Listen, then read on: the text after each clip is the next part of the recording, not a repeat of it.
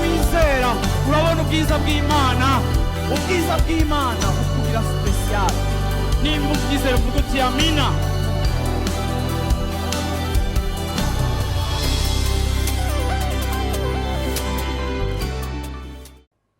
Pawulo yaranditse iki gitabo c'Abikorinto mu gice ca 10 ku murongo wa 13 agira ico avuze kuri uyu murongo ushaka ko dusangira ko uno munsi. Yaranditse mu Bikorinto ba mbere igice ca 10 umurongo wa 13. 1 Corinthiens chapitre 10 verset 13. Aravuga ngo nta cabagerageje kiratari ico umuntu yoshobora kwihanganira, ariko Imana niyo yo kwizigirwa, ntizobakundira ko mugeragezwa n'ibiruta ibyo mushobora, ariko hamwe n'ibibagerageza izobacira icanzu. Iri jambo muri kino gitondo ngiye kurivanamwo amajambo canke ivyiyumviro bishika kuri bitatu. Siko yaravuze ngo nta cabagerageje kitari ico umuntu ashobora kwihanganira, sivyo? Nta cabagerageje kitari ico umuntu ashobora kwihanganira. Ikigira kabiri nshaka gukura muri iri jambo niyo kwizigirwa. Imana niyo kwizigirwa. Ikigira gatatu nshaka gukura muri iri jambo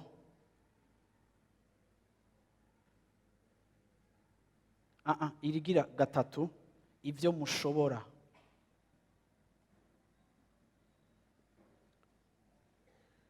Ivyo mushobora. Amajambo atatu: kwihanganira, kwizigirwa, ivyo mushobora. Irya kane ndagyita icanzu. Uravyumva? Mubone uravyumva, izobacira icanzu. Okay. Bwana sifiwe sana. Iri jambo nshaka kuribabwira ndaryuguruye mu buryo bwiyaguye. Si rirerire ariko rirafise uburemere ku buzima bw'umuntu wese aba afise ibintu ariko aracamo canke ariko arahangana navyo canke yaciyemwo vy'ibigeragezo mu buzima bwiwe, nk'uko usanga mu buryo butandukanye abantu tugenda duca muri ivyo bitubabaza canke ibigeragezo canke izo ngorane canke izo ntambamyi canke amagogwa canke amarusho. Siko rero atangura avuga ngo nta cabagerageje kitari ico umuntu yoshobora kugira gute? Kwihanganira. Kimwe mu bintu nasanze bigoye mu kwizigira Imana, kenshi biratugora mu rugendo rwacu rw'agakiza, kandi nibaza ko niyo ntambuko tugenda tugira iyo mwakijijwe mugakurikira Imana. Iyo dukijijwe tugenda twiga kwemera ivy'Imana ivuga. Nasanze ku bana b'abantu birabagora kwemera ivy'Imana ivuga, kuko tuba dufise ico twibaza ariko n'Imana iba yatanze iciyumviro cayo. Muri uyu murongo Pawulo avuze ngo nta cabagerageje atari ico kwihanganira. Usomye iyi verse mu Gifaransa haravuga ngo aucune tentation ne vous est survenue qui n'ait été humaine. Nta cakugerageje na kimwe urimo uno munsi atari ikigeragezo gishikira abantu. Ingorane urimo uno munsi, kibazo uri kuragwana naco uno munsi, icakubabaje, icakuvunaguye umutima, icagukororesheje amosozi, ikiguhagarika umutima, kigutuma wiruka, kigutuma uri mu ruhagarara. Ijambo ry'Imana rivuga ngo nta cabagerageje na kimwe kitari ico kwihanganira. Mu Kirundi niko bavuze, ariko mu Gifaransa babivuga neza, nta cabagerageje na kimwe atari ic'abantu. Iri jambo Pawulo yarivuze ari ijambo rikomeye, kuko biragoye kubwira abantu bari mu gihe gikomeye c'ubuzima bwabo kugira ngo bumvishe yuko ivyo bariko barahura navyo ni ivy'abantu. Ariko ijambo ry'Imana ritubwira ngo icatugerageje cose ni ic'abantu. Uravyumva? gishikira abantu bose, kirashobora gushikira abantu bose. Kubera iki? Pawulo mu kuvuga kuri iri jambo yari abizi yuko kenshi iyo umuntu ariko arageragezwa cyangwa iyo umuntu ariko araca mu gihe kigoye, ni igihe wibaza ngo kubera iki ibi bintu biko biranshikira, kuko ibi bintu byanshikiye. Bamwe iyo bari mu bigeragezo barakekeranya Imana, bakaduta, bakavuga ngo mbega vy'ukuri je Imana irankunda, ko batwigishije ko Imana idukunda, ko vy'ukuri Imana n'urukundo. Mu minsi yahera hari umuntu yambereye sense harambwira ati je vy'ukuri vema ndaduta ko Imana inkunda. Kuko kenshi iyo uriko urabona ibigeragezo urimo, kimwe mu bintu bigushikira urakekeranya ati none rwa rukundo rw'Imana, Imana yoba inkunda ikemera ko ibintu bigenda gutya, ikemera ko ibintu bigenda gutya, Imana yoba inkunda ibi bintu ikavyemera. Kandi kenshi iyo uri no mu kigeragezo, kenshi mu buzima bwawe wama wiyumva umenga ico kigeragezo urimo urisa, umenga ubirimo wenyene, umenga biriko bigushikira wenyene, umenga abandi ntibibashikira. Ariko haba Paulo haba na Petero n'abantu bavuze ku kigeragezo bagerageza kutwereka. Petero we bavuga ngo mwibuke yuko imibabaro iriko irabashikira, iriko irashikira n'abandi abera benshi hirya no hino mu isi, kugira ngo adufashe gutahura yuko ibiriko biradushikira si rya mbere bishitse, si rya nyuma bishikiye umuntu, si bigeragezo bikwiye gusiporta abamarayika canke abatariho, ariko ibigeragezo nta cabagerageje atari ico kwihanganira. Sinkunda iyi terme yo mu Kirundi, nta cabagerageje atari ic'abantu. Rero muri kino gitondo bashaka kuvugana na wewe aho ariho hose uriko urageragezwa, aho ariho hose wageragejwe, aho ariho hose wabaye éprouvé. Ndagomba kukibutsa muri kino gitondo ko ijambo ry'Imana rivuga ngo nta cakugerageje na kimwe kitari humaine, kitari ic'abantu, kitari gishobora gushikira abantu. Kuko kenshi umutima w'akagongwe canke kwitera akagongwe canke esprit yo kumva umenga wewe waragowe, kenshi ico kintu kizanana no kwibaza yuko ibiriko biragushikira abandi bitabashikira. Iyo umaze kwibaza mu vyiyumviro vyawe yuko ibiriko biragushikira ata wundi muntu bishikira, ico gihe utangura kumva yuko wowe uri umuntu wiharije mu bibazo vyawe, wisa mu bibazo vyawe. Donc wewe nturi mu gitigiri c'abantu Imana izi, nturi mu gitigiri c'abantu Imana igirira neza, nturi mu gitigiri c'abantu Imana ikunda. Jewe naragowe.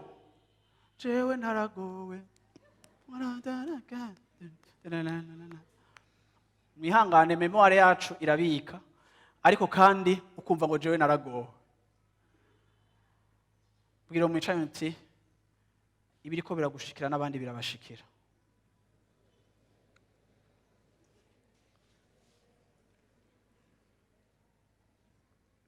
Siko hari n'igihe umuntu yariko araca mu bigeragezo anashika n'ahantu akibaza umenga Imana yamuhanye. Murambona abakristo iyo binjiye mu bigeragezo batangura kurondera gufashwa. Ukumva umuntu ariko arakubwira ati Jeff ndafise ibibazo ko ndiko ndiyumvira ni igiki nakoze, ni igiki nakoreye Imana, ni igiki nakoze kugira ngo Imana ireke ibi bintu binshikire. Birashoboka ko muri kino gitondo uri kuribaza iki kibazo, ni igiki nakoze kuko intishugwa, kuko ivy'abandi bicamo ivyanje ntibicamo, kuko ivyanje biteba, kuko ibi bintu nabisengeye igihe kirekire ntihagire inyishu ibibonekamwo. Ugaca utangura kwibaza ngo kumbure ho hari ikintu nakoze. Umuntu agaca atangura kurondera icaha yakoze, umuntu agaca atangura kurondera ico yakoze. Wamara kurengana ico wakoze ukakibura, ugaca utangura kurondera ico papa wawe yakoze.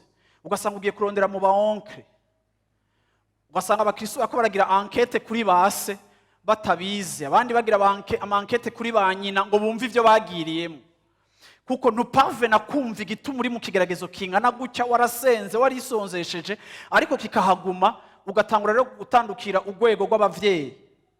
Wamara kugira urwego bakabati ngo so yari umushinga ntaye vraiment, so yari umuntu mwiza, nyoko vraiment yari intungane, yari intore, ukabura.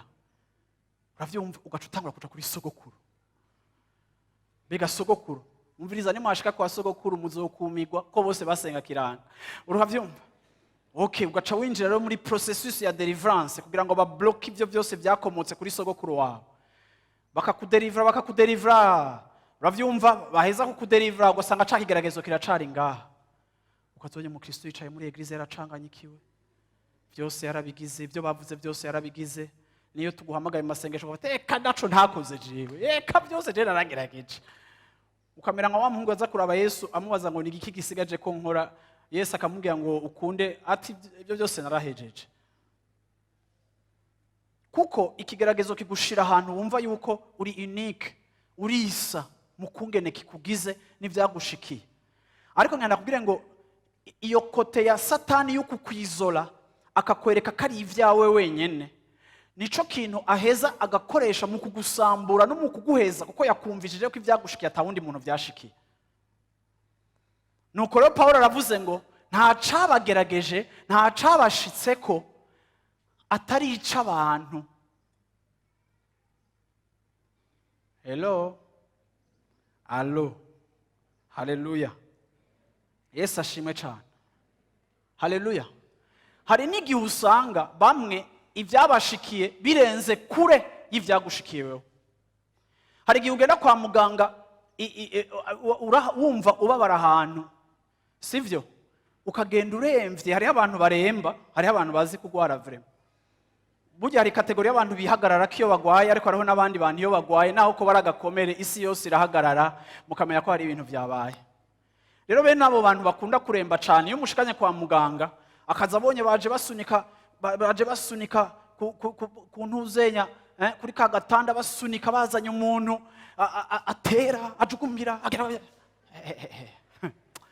zoe wamunatanga kwiyegeranya akavuga ati shaje ivyo ari byo byose nimuhere kurujya ahanye, ahubwo banagutebeje ukavuga ati wazeje kintu kimbere kadutahe, abaguherekeje ati nimuze dutahe. Kubera iki? Kuko iyo ubonye ikibazo uravyumva, iyo ubonye ikigeragezo ca mugenzi wawe rimwe kiruti icawe, utahura kumenya yuko ico ufise waruzi ko aramananiza gicika gito, kuko ubonye ibirushije ivyawe kuba mananiza. Nta cabagerageje atari ic'abantu bo bamwe. Ivyo wumva umenga ni gitangaza, urabizi vraiment uno musi mumbabarire ninanagushoka, ariko ni ijambo ry'Imana. Ndashaka kukwibutsa ngo ivyo uri kuracamo n'abandi barabicamo. Bwana asifiwe sana. Yesu ashimwe.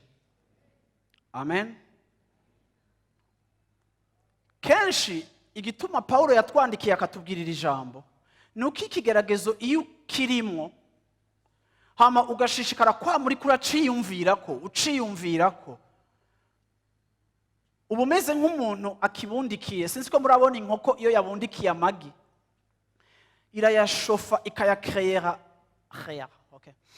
ikabaremera temperature ikwiye, ikayabundikira kugeza naho ya magi ateba akameneka akavamo imiswi. Rero hariho igihe tuba turi mu kigeragezo tukakibundikira, tukagipfukira, tukakibundikira kigateba kikavamo bombe idusambura, kuko tugigirira traitement idasanzwe. Rero Paulo mu kuvugira ijambo nta cabagerageje atari ico kwihanganira. C'était une façon yo kudiminiwa impact canke yo gukengera canke yo kugabanya uburemere bw'ikigeragezo ingene uri kuracifatamwo, no kukwibutsa yuko hello, sohoka, va mu gitanda, vyuka, bandanya ubuzima, si wewe wenyene, n'abandi vyarabashikiye, n'abandi bishobora kubashikira, si bidasanzwe, ni ivy'abantu. Bwana asifiwe sana. Yesu ashimwe cyane. Haleluya. Kuko hari igihe tuba mu kibazo vema kikadupfuka, kikaduhamba, kikaduheza, tugasigara dusa n'ikibazo cacu. Nico gituma niyo ugiye kwa muganga wari wumva umenga urakomeye ukaja kwigira ka examen gasanzwe general, akacakubwira ati wewe turabona ibipimo vyawe ari bibi, amakuru mabi baguha rimwe na rimwe utamenye ingene uyatreta, hariho abantu batangura processus yabo yo gupfa guhera umunsi baronse information. Kuko umwana w'umuntu afise capacité, uravyumva, yo kwakira niyo kubika niyo kubundikira ikibazo kigashikaho ubwaco conyene kikiri mu vyimviro vyawe gitangura kugusambura kikakonona, kuko arico conyene uri kurabona. Paulo rero atubwiye ngo nta cabagerageje atari ic'abantu. Abanyumvise ndashaka kubona amaboko yanyu hejuru. Amen. Yesu ashimwe cyane. Quelque part mw'ishengero, mw'ikartier, mw'isi, ibiriko biragushikira, hariho vyashikiye mu myaka iheze, muriko biragushikira, hariho ubizi, hariho wabibayemwo. Ndashaka rero kukubwira ngo ntiwemerere ikigeragezo ko kikwizola, ngo kikugira umuntu ari ukwiwe, ari yiharije mu kibazo ciwe. Ariko ndashaka kukwibutsa ngo ico uri kuracamo, ico wahuye ico cose, hariho abandi bantu bagiciye. Arabandanya aravuga rero ku kandi gakurikira, aravuga ngo ariko Imana niyo kwizigirwa, ntizokwemera ko mugeragezwa ibirengeye ibyo mushobora kugira gute kwihanganira. Yesu ashimwe. Imana niyo kwizigirwa. Iri jambo rirakomeye. Paulo avuze ngo Imana niyo kwizigirwa. Turamenyeshejwe yuko ibigeragezo bishobora kudushikira, kandi ibidushikiye ntiturabambere. Ariko iciyumviro kigira kabiri atubariye, atubwire ngo ariko Imana niyo kwizigirwa.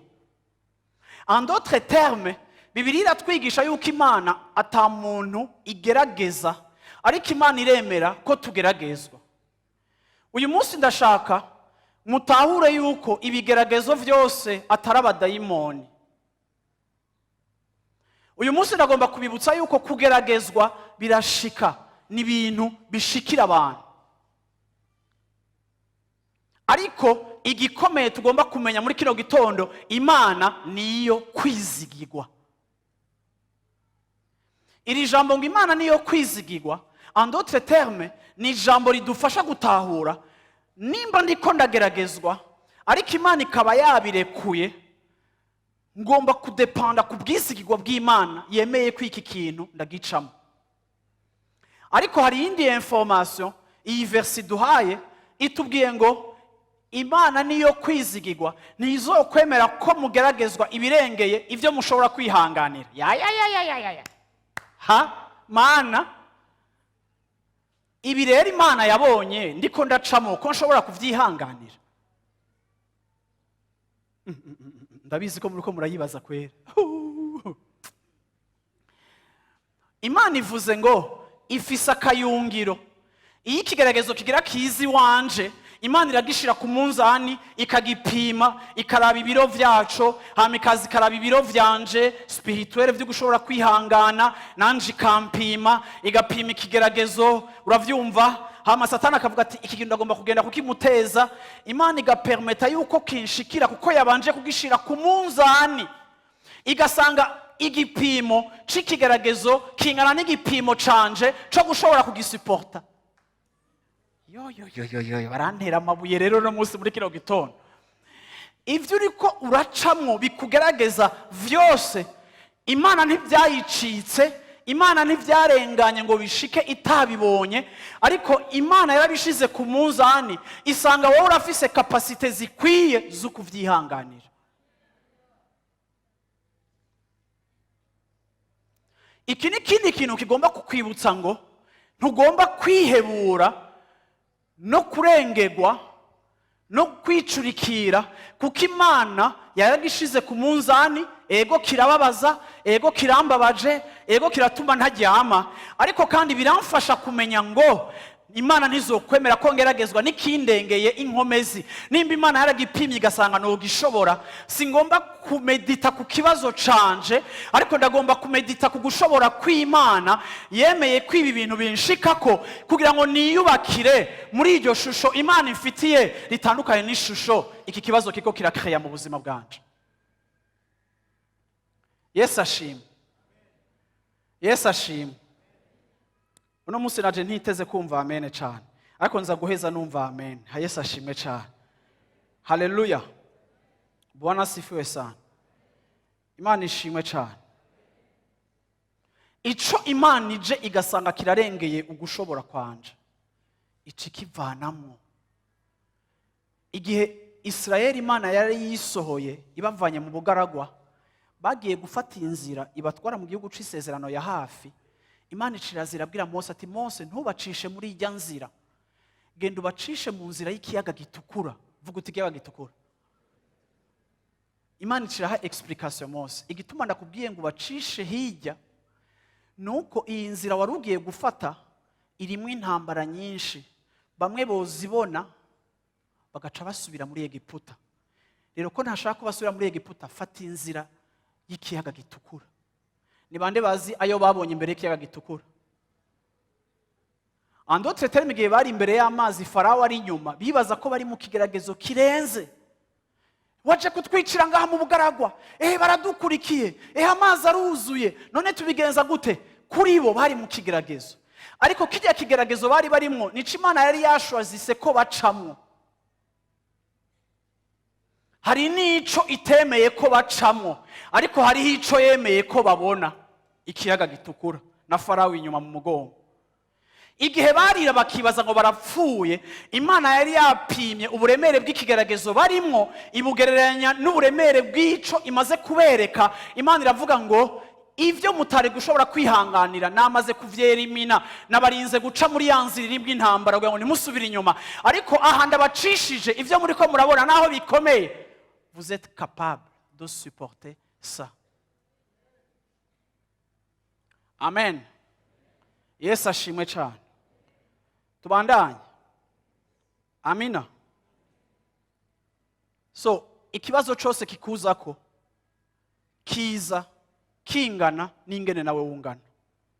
Iyi niyo nkuru nziza numva mfise muri iyi message y'uno munsi muri kino gitondo, no kubarira ikibazo uri kuracamwo, ikibazo waciyemo araheze imyaka, ikibazo umaze igihe uri kuracamwo, ikibazo kikuremereye uno munsi kingana nawe wogishobora.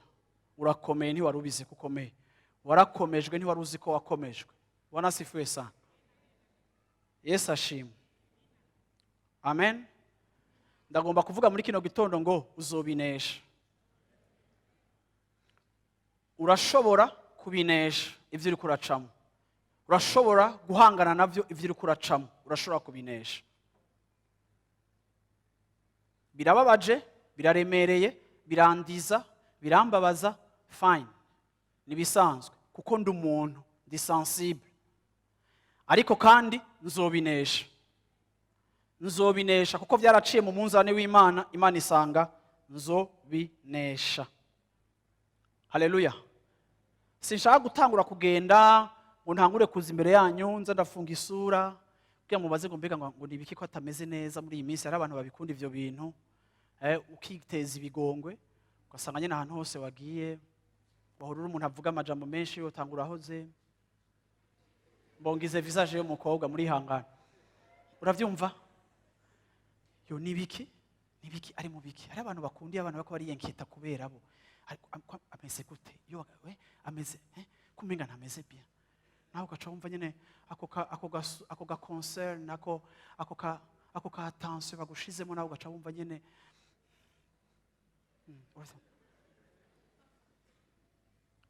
ako ngenda kugira ngo ivyo ntibigukiza birakwica. Kuko attitude yo kwizera si ukwirekurira mu kibazo cacu icyo cyose, ariko inyifato yo kwizera niyo kumenya ngo iki nimba ndiko ndakibamo, ego simeze bien, ariko sinkeneye cyane kwiteza n'ibigongwe, kandi sinkeneye no kwatira hogar zanyu kugira ngo ariko kandi ndabizi yuko abo tugwana, uravyumva, saba inyama n'amaraso. Iki kintu kiri spirituel, iyi ni intambara ndimo, iyi ni attack, ubu n'ubugaragwa, iki ni kintu kije kwiyopoza kuri plan y'Imana ku buzima bwanje. Ngomba guhagarara, uravyumva, bwuma. Bwana asifiwe sana. Mutwe nziki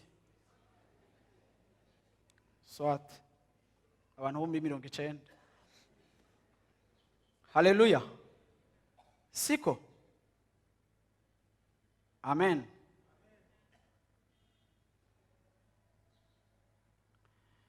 ukavuga ngo mana kuko ibi bintu wabiretse bikanshikira rero.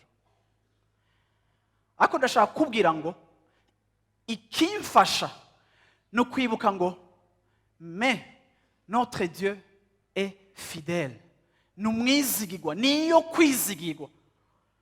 Rero sindaba uburemere bw'ikigeragezo, ariko ndaba uburemere bw'ubwizigirwa bwiwe. Nico ndaba, niyo kwizigirwa. Kubera iki tugeragezwaga abantu b'Imana?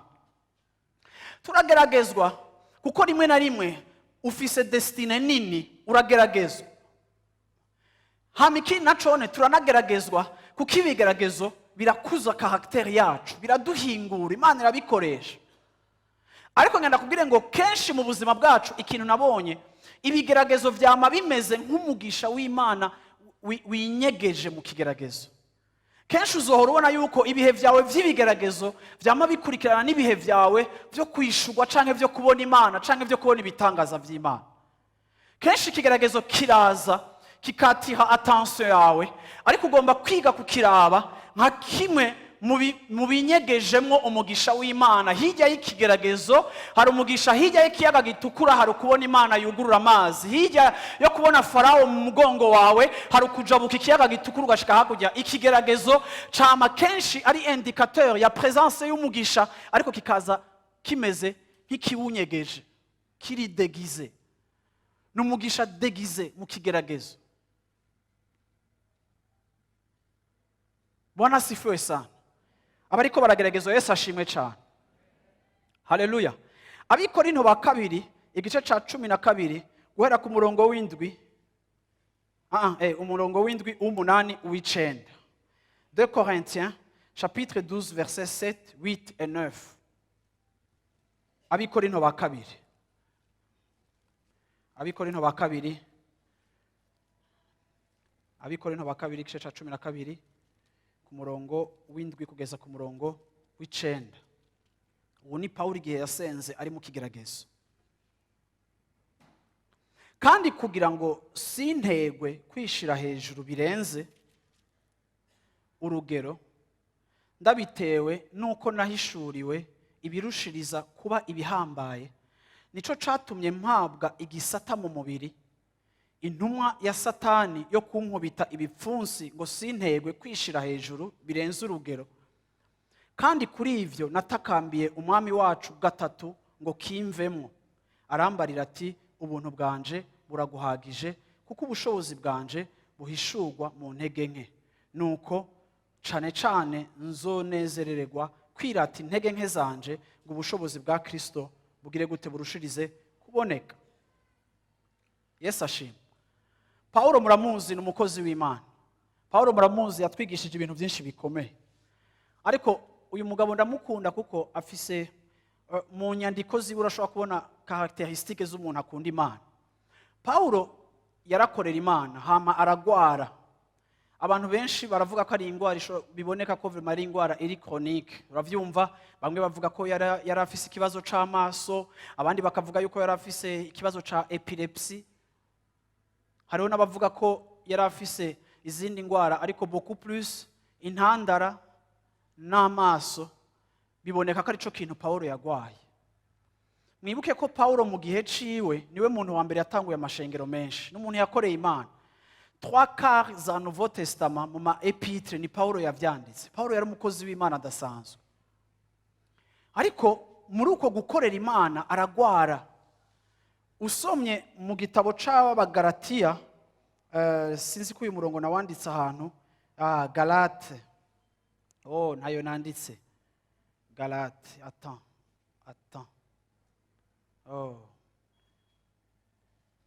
Soit, je ndi Christian. Christian hano, Paulo yavuze afise infirmité muri Galate, ndibaza ko ari chapitre 6 ni verset canke chapitre 3. Mu Bagalatiya hari ahantu Paulo asobanura akavuga ingene yari afise ubumuga muri we. Akavuga ngo igihe nari muri mwebwe, nubwo nari mfise infirmité, nubwo nari mfise ubumuga, ntaco nabagoje. 4:13, Galate 4:13, siko? Abagalatiya 4:13, siko? Galate 4:13. ariko ku murongo ugira untware umwanya ndawuhevye nindawufise wonsomere mama Christian asoma wowe wahatoye Galate 4:13 canke uri muri Yesaya. Aha,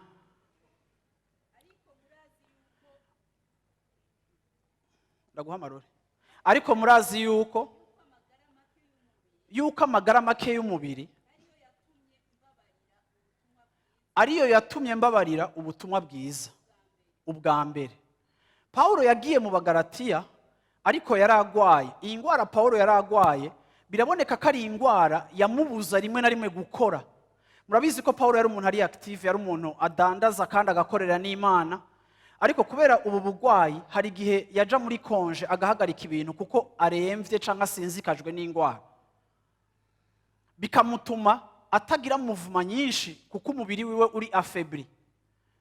Ico gihe rero yandikiye Abagalatiya arababwira ati murabizi yuko ubumuga bw'umubiri nibwo bwatumye ndababwira ubutumwa ijya mbere. Vyumvikana yuko Paulo n'igihe yaragwaye, sinzi ko yari muri hopitale, sinzi ko yaragwariye mu nzu y'umuntu, ariko Paulo naho yaragwaye ntivyamubuza kuvuga ubutumwa.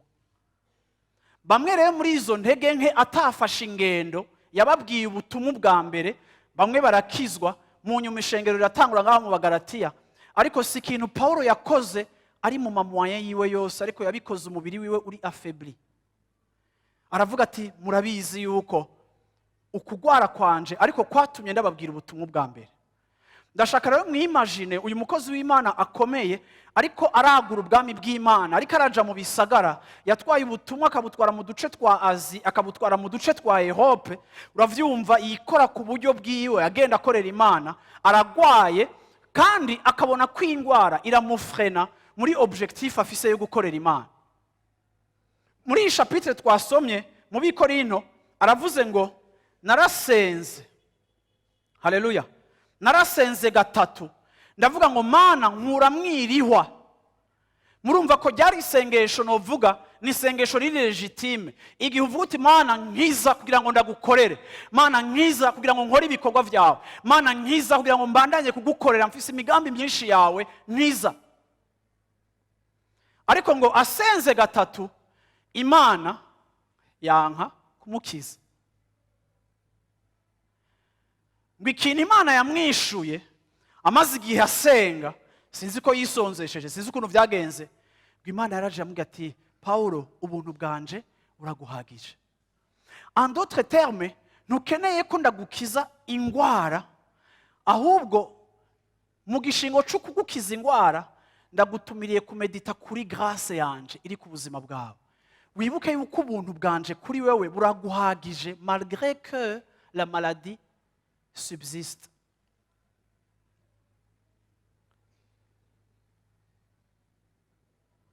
Yesu ashimwe. Yesu ashimwe. Amen. Ku murongo w'indwi Paulo avuga ikintu gikomeye. 2 Corinthiens 12 verset 7. Ngo kugira ngo sinicwe n'ubwibone kubera ukuronka ihishurirwa rikomeye kurusha iry'abandi, yanshize ihwa mu mubiri ariwe mu marayika wa Satani kugira ngo ambuze kugwa mu bwibone. Sinzi ko murumva ibi bintu. Paulo muri verset 7 agisenga, Paulo ntatahura, ariko arasaba Imana imukiza ingwara, ariko aravuga Mana nkiza ndagukorere nkuko nawe uri kurasenga. Ariko Imana mu gishingo cyo kumukiza iramubwira ngo ubuntu bwanje buraguhagije. Ariko ku murongo w'indwi Paulo aje kwandika iki gitabo yari yamaze kuronka muri relation yiwe n'Imana, yari yamaze kuronka explication na le pourquoi yico kigeragezo cari kiri mu buzima bwiwe canke iryoha ryo mu buzima bwiwe. Ngo Imana yashize yaretse umumarayika wa Satani anshira mwihwa kugira ngo kubera ihishurirwa rinini Paulo yari yarahawe n'Imana. Ku murongo w'indwi Imana yari yamuhaye revelation. Sinzi ko Paulo yari afise orgueil, sinzi ko Paulo yari menacé n'ikintu c'ubwibone, ariko turabona yuko Paulo aratweretse pour la première fois imwe mu mafaiblesse ashobora kuba yari afise yitwa ubwibone. yari igikoresho c'Imana, akunda Imana, ariko kandi ubwibone kikaba ikintu kimenasa ubuzima bwiwe, kiri muri karakteri yiwe, kiri ancre indani. Paulo aravuga ngo Imana imaze kubona ihishurirwa rinini yamfise, ikabona yuko iryo hishurirwa petetre arusha n'abandi ba apotre, kuko mu Bagalatiya aravuga yuko ivyo yahishuriwe abandi batabihishuriwe kandi ari we wa nyuma mu ntumwa. Ariko kandi kubera iryo hishurirwa yari afise, hariho risque na possibilité yuko agenda agwa mu bwibone bivanye nuko azi vyinshi. Ngo nuko Imana iremera ko Satana amurungikira umumarayika amushira ihwa mu buzima kugira ngo ntagwe mu bwibone. So iki kigeragezo Paulo cyo kugwara afise, naho tuvuga ngo ubuntu bw'Imana buramuhagije, ariko turabona yuko kirafise explication igituma Imana yarekuye ico kigerageza ikemera ko kiza mu buzima bwiwe, kuko cagomba kuza kumushira ahantu. Reka nababwire ukuntu Paulo yari ameze. Paulo yari umuntu ari independent. Paulo yari umukozi ari independent, yigenga. Ahantu henshi aravuga ngo ntaco nabagoje, ahantu henshi aravuga ngo nari mfise droit yo kubasaba amashikanwa yanyu, ntayo nigeze ndabasaba, ariko nikoreye ibikorwa vyanje n'amaboko yanje kugira ngo uravyumva nkora igikorwa c'ubutumwa bwiza. Biraboneka ko Paulo yari umuntu ari energique. Muribuka agiye kwica ishengero, yari umuntu afise zere, yarasaba makete ngo nimumpenje kwica abakristu. Yari umuntu ubona ko ari très actif, kandi ukabona umuntu ari independent financièrement, ari independent, ibintu byose arabikora, ntarinda kudependa ku bandi. Nuko kuntu yari ameze. Ariko Imana ipermeta ko haba ikigeragezo mu buzima bwiwe, catuma mu minsi yo y'ukugwara abantu bagomba kumwitwararika no guprena soin de lui parce qu'il était malade. Imana yarabona ko Paulo ariko arayikorera kandi ariko aragura ubwami bw'Imana, ariko Imana yarabona yuko Paulo muri independence yiwe n'umuntu yikwije, uravyumva, n'umuntu yikwije, kandi Imana ikabona yuko ko kwikwiza kwiwe des fois ari ikintu gituma ari umuntu adepanda ku vyo ashoboye, ku nkomezi ziwe, ku ma initiative yiwe no ku giceri ciwe. Ariko tubonye Paulo agwaye ntitumenye igituma agwaye, ariko tubonye ubuzima bwiwe turabona yuko iyi ngwara, iyo umuntu agwaye adepanda ku bandi. Iyo umuntu agwaye muramubona bamwe mugwaza abantu canke mukagwaza abantu bakuze, muramubona niyo ufise umuvyeyi w'amanyama ingene bagoye kugwaza, kuko ya manyama yose aca asohoka. Mutegezwa kumutamika, honyene gutamikwa vraiment ku muntu w'amanyama vraiment ni humiliation iteye ubwoba. Ahubwo wasama. So Imana yamushize ahantu imuvana muri independence ikamushira muri dependance no ku bandi. Ibi bintu rero Paulo ariko arasenga, ariko asengera muri karakteri yiwe ya independence, ariko Imana iragira amugira ati Paulo, ubuntu bwanje buraguhagishe. Sindagukoresha kuko uri free, sindagukoresha kuko ufise amagara meza, sindagukoresha kubera ujisha amahera ukaronka amafaranga. No muri iyo infirmité, no muri faiblesse yawe ndashobora kugukoresha, ndashobora kukwikorako. Ubwami bwanje barashobora kwaguka naho umeze gutyo. Onya imushira ahantu ho kugira gute, ho kudepanda ku Mana. Muzohora mubibona iyo turi mu bigeragezo, hari igihe bidusaba kwiga ibintu bishasha tudasanzwe dufise, kuko ikigeragezo kirarimita amakapasite yawe. Kandi ngenda kubwire yuko kenshi ikigeragezo kiradushirira karimba, ugasanga ukikirimwo hari ibintu utemerewe kandi utorohewe wahora worohewemwo. Muri ico gihe biragusaba yuko ubura umuntu mu mpwemu afise flexibility kugira ngo wemerere Imana kwiga ikintu gishasha no gutambukira mu kintu gishasha.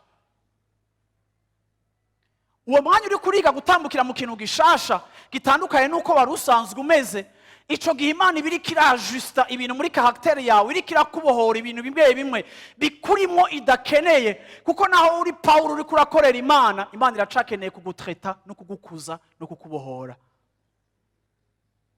So kenshi iyo twe dukorera Imana rero, iyo tuko turayisenga turayiteroriza, ukavuga ngo Mana ngo nkorere ibi kuko jewe ndiko ndagukorera, nkorere ibi ngo ndagukorere. Tugasenga tuyereka ibikorwa, tugasenga tuyereka ibikorwa. Ariko des fois hari igihe Imana iza ikavuga ngo ubuntu bwanje buraguhagije. Ni wige Paulo kudepanda ku buntu bwanje, ni wige kugirira confiance grâce yanje iri ku buzima bw'iwawe, ni wige kumenya ngo naho ugwaye ntikimbuza kugukoresha. Aravuga ku murongo w'epfo, aravuga ngo car c'est quand je suis faible que la puissance de Dieu se manifeste. Iyo ndi mu ntege nke nico gihe ubushobozi bw'Imana bugira gute? Bwigaragaza. Yesu ashimwe cyane. Haleluya. Yesu ashimwe cyane. Ni bande muri mwebwe muzi yuko iyo turi mu kigeragezo arico gihe twegera Imana? Ni bande babizi? Kuko iyo turi ko turageragezwa, ibigeragezo bitwibutsa amalimite yacu, bikatwibutsa aho tudashoboye. Ibigeragezo bitwibutsa yuko turi abantu, kuko hari igihe bishika mu buzima bwawe ibintu byose bikakureyisisa cyangwa ukoroherwa mu bintu ukibagira kuri umuntu. Hariho abantu bakayisisa mu buzima cyangwa ibintu bikakorohera ku buryo iyo ubonye n'umuntu ariko arageragezwa uwakwa kwibaza ko yifitinisha, ngo arigirisha, kuko wewe utaraca mu gihe nk'ico ukaba umuntu ameze nk'uwisenga kandi nk'uwiyemera. Ndaje kubibutsa muri kino kibanza kuri uyu muri kino gitondo yuko iyo turiko turageragezwa, iyo turiko turacishwa mu bigeragezo, ni igihe tumenya ko turi abantu, tukamenya ko turi faible, tukamenya ko dukeneye kudepanda ku Mana, tukamenya guhamagara Imana kugira ngo Imana ize itubere inkomezi mu gihe c'intege nke zacu. Ibigeragezo biratwegereza Imana, kugeragezwa biratwegereza Imana kuko dutahura limite yacu. Bwana sifiwe sana. Yesu ashimwe cyane. Haleluya. Amen. Bwana sifiwe sana. Nta kintu na kimwe cabagerageje atari ico kwihanganira. Ararangiza kuri umurongo akavuga ngo hamwe n'ivyo yateguye icanzo. Hamwe n'ivyo bigeragezo umazemwe iminsi uri kuracamo, umazemwe imyaka uri kuracamo, ngenda kwibutsa muri kino gitondo ngo Imana yarategekanije icanzo. Hariho voie de sortie. Ntibizokwama bihari, ntibizokwama ari Imana. Kana kajambo madamu yanyigishije iminsi yose kuva kera yavuga ngo ibigeragezo namanzi ko bitabaho, ntivyitwa uhoraho, uhoraho ni wari uhoraho. Ibigeragezo biratangura bikageraho biherera. Iyo ikigeragezo kivutse ugomba kumenya ko irafise n'umunsi kigomba no guhererako. Yesu ashimwe cyane. Yesu ashimwe cyane. Haleluya. Ndashaka kubisemerera tuki cyaratanguye kizohera.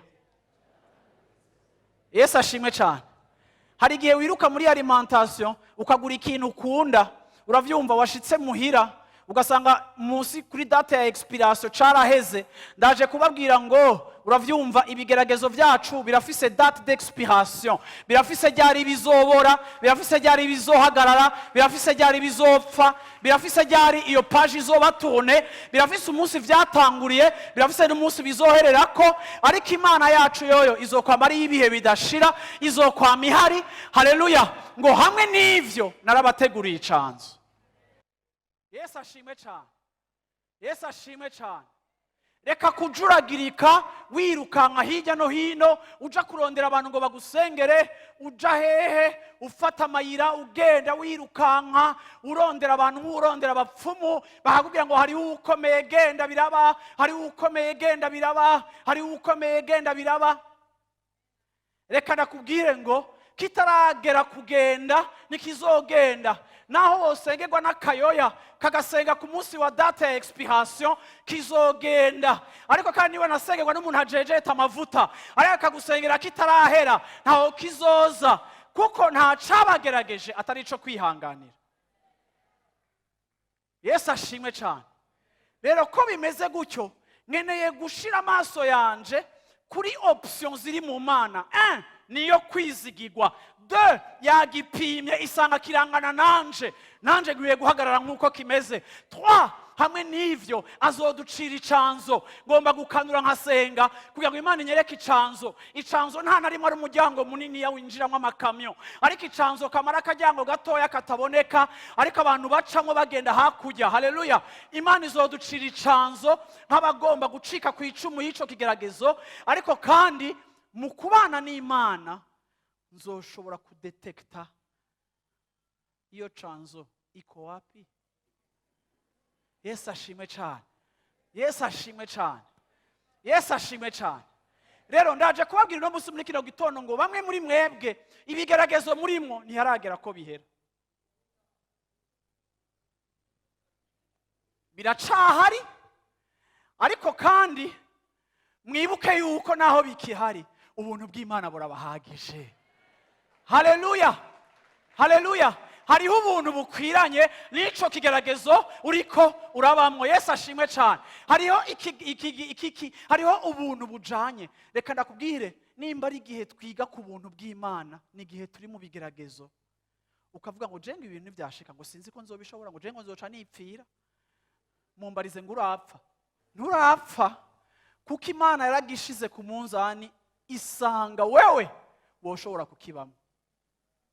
Yesu ashimwe cyane. Haleluya. So hakugumuhanganye naco, ariko tangura. Paulo ngo yarasenze gatatu. Ndabona ayo masengesho, Mana kuraho ibi bintu mu izina rya Yesu, ndugaje, ndirukanye, ndaboshe, ndategetse, ndaziritse, ndavumye, ndakandagira. Byose biravyumva. Reka nakubwira, hari amasengesho ugira Imana ikazorindira umunsi uzohora kugira ivuge. Igize ngo iravuga, ukibaza ko igire kubwire ngo breakthrough. Ivuze igace kugira ngo ubuntu bwanje buraguhagije. Uraruhishijwe n'ico kibazo ku buryo utakiri attentionné kuri grâce yanje. Na providinze kugira ngo igufashe kurengana iyo saison mbi. Kandi iki kigeragezo naho ucirukanka ukiga n'amazina y'abadayimoni ukuntu bitwa, kugira ucike umuspecialiste bo kubirukana, nikizogenda, kuko ico kigeragezo kiri en rapport na caractère yawe ndiko ndahindura. Warasenze ngo ndaguhindure, ndiko nkoresha iki kintu mu kuguhindura. Kitaraproduiza ico gikwiye guproduiza muri wewe, kizohaguma. Ariko ni waheza kwigishwa naco, haleluya, Yesu ashimwe cyane, nzokugurira umuryango. Yesu ashimwe cyane. Kubera iki abantu b'Imana? Ngenda babwire ngo kimwe mu bibazo bikomeye dufise n'ubwibone. Iyo nkora ibintu byose nkabishobora, iyo ntangura ikintu kikagira gutya, erega hari abantu twaminiya tukibaza ngo ni Imana, kuko tellement barahayisisa. Hari abantu bava mu bwiza baja mu bundi, ugasanga ahagaze ngaho imbere ariko arabwira abantu ngo sinzi nka mwebwe, ngo sinzi Imana musenga, ngo ariko yanje mva mu bwiza ninjira mu bundi. Ugasanga n'umuvuga butumwa yacitse umuntu yuzuye ubwibone.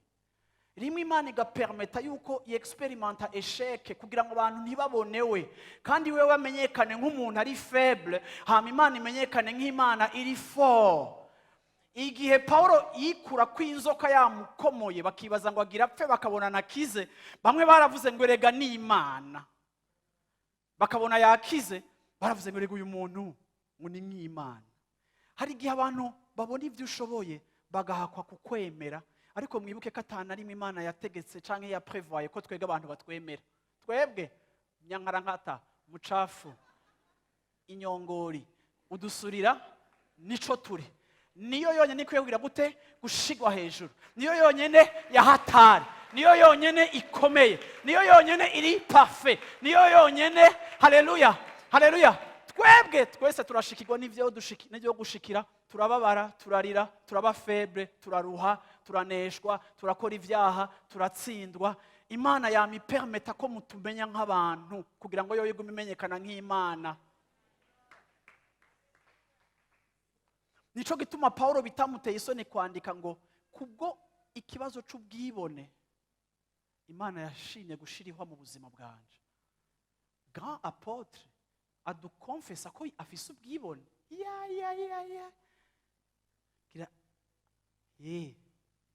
Kuko yaravuze ngo je me contenterai de mes faiblesses afin que la puissance de Dieu se manifeste. Paulo le super puissant yamye areyisisa muri byose, akora ibintu byose yigenga. Yakuze arangiza ubuzima bwiwe avuga ngo ubu rero ndyohererwa intege nke zanje kugira ngo ubushobozi bw'Imana bugaragare. Ntiyakuze avuga CV, ntiyevoriwe mu gusaza kwiwe yerekana achievement, ico yashoboye gukora. Hari umuvuga butumwa uba kuri podium ugasanga umuntu aratanguye ngo naragenze mu bihugu, maze gushika mu bihugu 112, mfise impamya bushobozi muri ibi, nkagira gute, umviriza, Pawulo yaravuze ngo ibyo byose uravyumva, nanje yaba byari bikenewe ko ndavyirata nari kuvyirata, ndi uwo mu muryango wa Benjamini, nize kwa Gamaliyeli, ngize ukuntu, ariko singibona yuko ibyo ari ibyo kwirata, ariko ico yahisemo kwirata nuko yamenye Kristo. Umuntu gangi, umuntu afise accomplissement canke ari accompli canke afise realisation ziteye ubwoba, yarageze igihe aranyegeza amaseve yiwe kugira gusa ngo ashire hejuru seve ya Kristo. Ivyo ntubishikako hatari ahantu Imana yashitse ikakwambura wewe. Alo, Yesu ashimwe cyane. Rero shaka mukinde, shaka mwitabure, shaka musimbe. Hariho ibigeragezo muriko murirukana bitazogenda, ariko harageze kufata attention ukibaza igituma Imana ya permesse ko bigushikako, ukarondera kwigishwa n'ivyo uri kuracishwamo, kuko ijambo ry'Imana rivuga ngo vyose bikoraniriza hamwe kugirira neza abizera.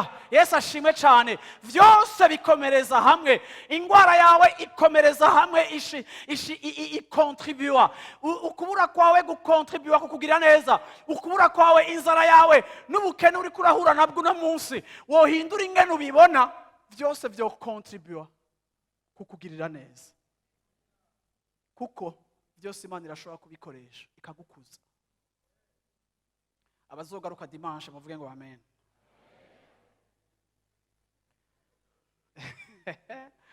Yo, ariko murabizi twebwe abavuga butuma turafise problem. Kenshi twebwe dushaka kuvugira Imana, kugira mwebwe mubona Imana ko ari nziza, tugaca tuyivugira, tukavuga ngo bigira bihere, no munsi birahera. Ariko iyo Imana turiko turayivugira tukayigira plus sympathique kurusha uko yabidusavye, tuyigira imbeshi, tuyigira Imana ibesha. Kandi iyo bidaciye biba uko wabibwiwe, wumva ko ari Imana yaguhemukira. Ariko Imana ikwiye kuvugwa ukwiri, ukwisa, ukwikora, irigwanirira, irihagije. Yesu ashimwe cyane. Aho gupfa umumenye ukuri, hama muri uko kuri ukaharonkera umwidegemvyo, hama muri uko kuri ukahakura ibigwanishwa vyawe wambara mu gihe cawe kibi. Ndashaka kurangiriza kuri Psalm 23. Ni zaburi ya Dawidi twese tuzi twasomye. Psalm 23 verset 4. Aha hantu verset 5 ku mabibiri yamwe iki kintu canyishe vraiment. Iyi verset yankuyeho. Tu dresses devant moi une table en face de mes adversaires, en face de mes ennemis. Somera mu Kirundi nyina wanje.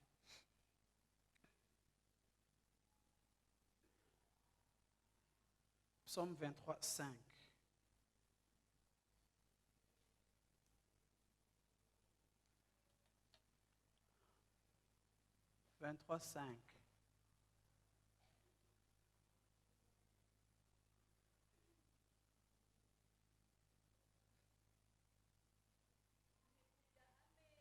Untegurira ameza mu maso y'abansi banje, wansize amavuta mu mutwe, igikombe canje kirasesekara. Mumfasha tugasubira mu verse 1 2 3.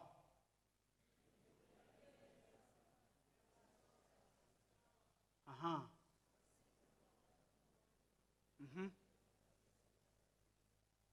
Ndababaza, abategurira ameza hehe? Reka rero iyi verse tuyirabe. Waramaze kubona umuntu bateguriye imeza kwirigara ry'abansi biwe? Muramaze kumubona? Bakagutegurira ibyo kurya byiza, bakagutegurira plan nziza, ariko bagaca bagenda bakabishira hagati y'abansi bawe. Wewe wobijya? Wobijya? Moca muvuga ngo merci ndahaze. Kubera iki? Kuko wibaza yuko babikoreye ko hari akantu bashizemwo, siko? Ariko antegurira ameza mu maso y'abansi banje. Ni ukuvuga ngo mu buzima bwacu iyo Imana igiye kuduhezagira, iyo Imana igiye gutegura table, iyo Imana igiye kutugaburira, iyo Imana igiye kuduha umugisha wayo, iyo Imana igiye kutugirira neza, uwo mwanya nyine igiye kutugirira neza, ihamagara n'abansi bacu bakaza bagakoranira muri ico kibanza cyo kugira neza. Muradugije volume yanje, nabumvise. I don't like it. Thank you. Untegurira ameza mu maso y'abansi banje. Can you imagine? Hama Dawidi akavuga iryo jambo. Ntushobora kuvuga iryo jambo utari spirituel. Rega Dawidi ntaho yabisomye. Ariko aravuga kuhoraho, yavuze ngo untegurira ameza mu maso y'abansi banje. Yani y'abansi banje Imana inzanira umugisha. Ugurura ipiano. Imana yugurura. Imana iragutumira ku meza igacizana abansi. Uravyumva? Aya isoni y'ibijwe vre. Hewe Jean Paul niyo twako turavugiriza ko igikorana. Ibara ryaguye. Uravyumva? Iyi Imana igomba kudutegurira, haleluya, ameza. Nshaka kuvuga ngo ikigeragezo igihe cyose ugomba kwama ukibona nk'ikikugwanya canke nka hostilité yipresenta imbere yawe mu gihe Imana igiye kuguhezagira, kuko atakigeragezo cyose na kimwe ushobora gucamo kitazokurikirana n'umugisha w'Imana, kitazokurikirana n'umugisha w'Imana. Reka nakubwira ikintu kimwe, abansi bawe ibikugwanya, haleluya, iyo bihari ni sinya yuko hariho n'ameza yateguwe. Iyo hari intambara iri mu buzima bwawe ni sinya yuko hariho n'ayandi meza ugomba kugira ko attention. Rero ça revient à toi gufokaliza ku meza canke kuraba ku bansi. Ni waraba abansi urasara, uratinya kuhinjira, uragenda kwinyegeza. Ariko nimba aho bari ariho hari ameza, ndagomba kuja ku meza, ndagomba kugenda mu vy'Imana yanteguriye, ndagomba kugenda ku meza Imana yanteguriye, ngende gufungura. Yesu ashimwe cyane. Malgré yuko bo bari ngaha, malgré ko ibitugwanya bihari, tuzokwama tuza ku meza y'Imana, kuko igihe biri present nico gihe n'Imana igomba gukora. Igihe ibitugwanya biboneka ni naco gihe Imana parallèlement canke spontanément canke simultanément ni naco gihe table yacu iri ready. Vraiment.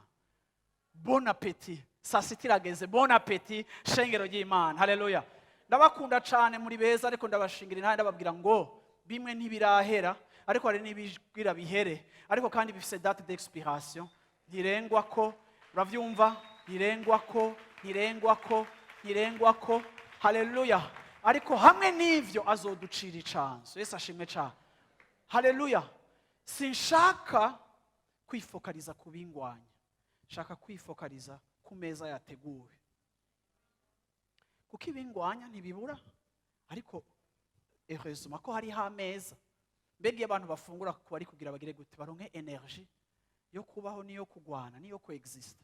Iyo umuntu agira apfe ntafungura, kiretse ari agaplaki we kanyuma arabava ngo araba basaba kanyuma agira gende nyene. Uravyumva? Dono gituma bagasaba, ariko je me dis yuko injya ntizirife ku muntu agira gende. Ako nimba Imana itegura table abansi banje bahari, ça veut dire ko imezi Imana yateguye ni indicateur yuko Imana iciteze kombaho. Urugendo rwanje ruracabandanya.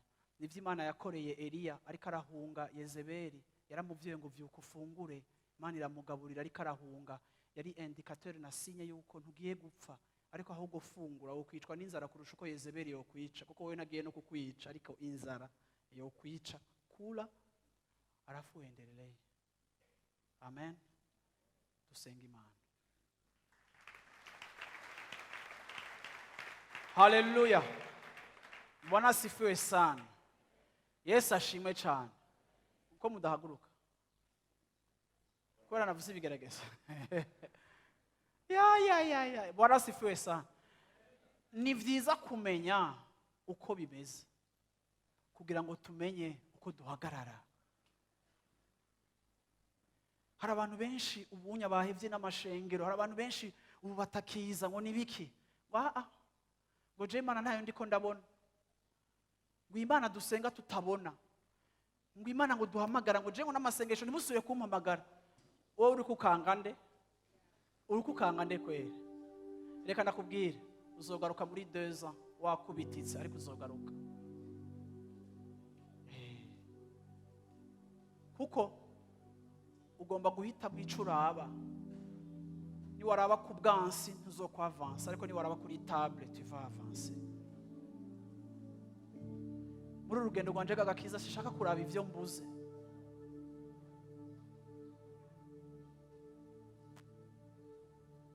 Hari ibintu Imana yemera ko tubura kugira tudepende kuri mwebwe. Hari ibintu Imana yemera ko tubura kugira ngo turire mubone ko dufise amosozi. Ya irega burya nta muntu n'umwe ari wahatari muri mwebwe mwicaye ngaha. Personne. Mwebwe twadukoko navuga kare niko Dawidi yitahuye. Ya ariko igihe cyose icubahiro n'iciwe, igihe cyose niwe gangi, igihe cyose niwe master, igihe cyose niwe yo ako mwe muravyumva. Haleluya, haleluya.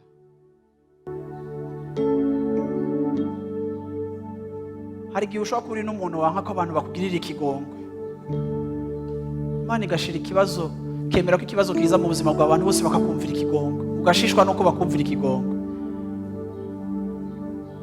Kuko juste Imana irakeneye gutreta iyo image yawe wubatse n'ingene wibona.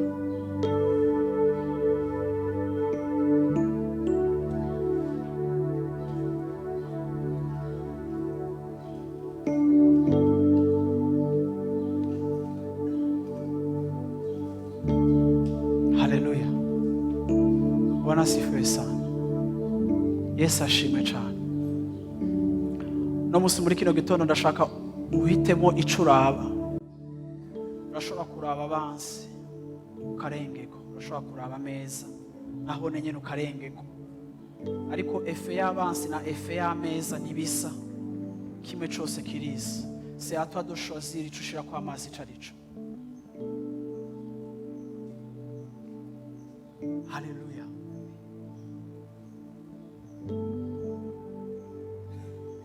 Ndashaka uyu munsi uvuga uti Imana ubuntu bwawe, ndashaka kubona ubuntu bwawe, ndashaka ubushobozi.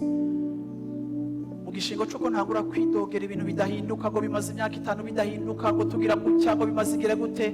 Mes chers amis, Bibiliya ivuga ngo nimukiganyire, nimukidoge, twe nitwidoga, no?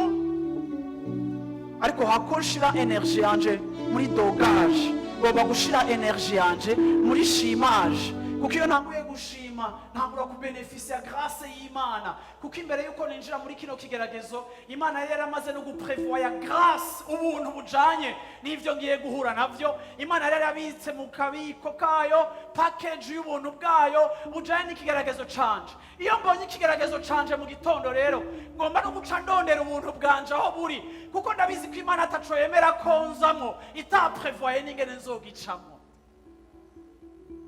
Uri imfuvyi, uri umupfakazi, uragwaje, uragize gute, reka nakubwire ngo quelque part hariho grâce y'Imana. Imana yabwira Abrahamu ngo tanga umwana wawe, Abrahamu akagenda atazi ico agiye gutanga. Imana iravuga ngo ntiwice Isaka, era banakubikiye nyabitsi ikimazi nabitsi intama. Imana iraprovidinga intama yitwa ubuntu, kugira ngo Imana ibwire Abrahamu ngo Isaka arabaye épargné à cause de la grâce. La grâce de Dieu nous épargne le pire. Cari kigeragezo, ariko Abrahamu aba obéissant. Gushika kuri fe y'ikigeragezo, Imana icira providinga ico bita la grâce. Shengero ry'Imana harageze ko experimenta grâce y'Imana. Harageze kugendera muri ubuntu bw'Imana. Aho umenya ngo iki kintu bakubwiye ngo ntacu ushoboye, ukavuga ati ngo ndabizi ko ntagishoboye, ariko nimba ari Imana imbiye kugikora. Il est celui qui nous rend capable. Niwe akomeza abaregarega, niwe akomeza abagira bahenuke. Haleluya! Niwe asubiza ubuzima bitagira ubuzima. Ya ndirimbo twaririmbyaga yavuze gute ngo niwe ahamagara ibitariho n'ibiriho. Obedi kuducereza yose bi bekingi mene mugenda barambara. Niwe atuma haleluya haleluya.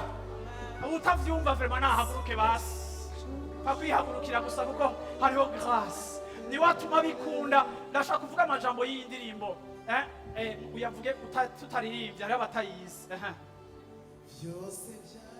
Byose byaremwe nawe,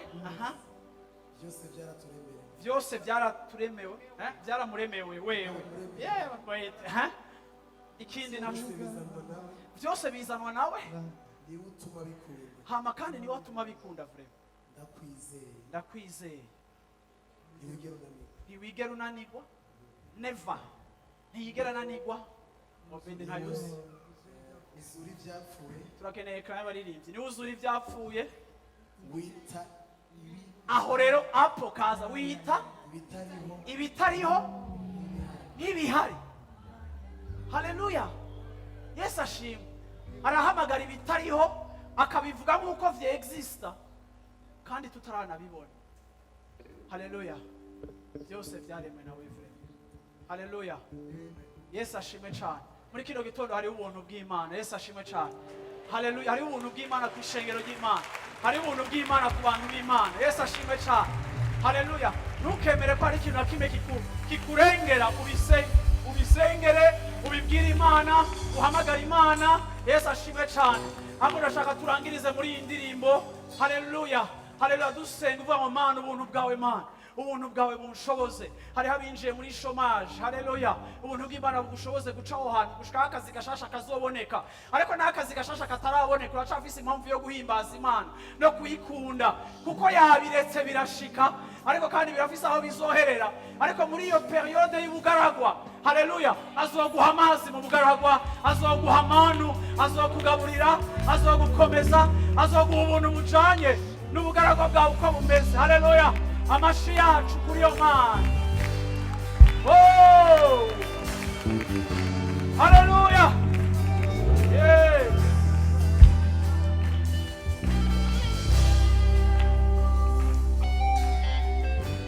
Byose byaremwe nawe, byaraturemewe, byaraturemewe, byose bizanwa nawe, byose bizanwa nawe.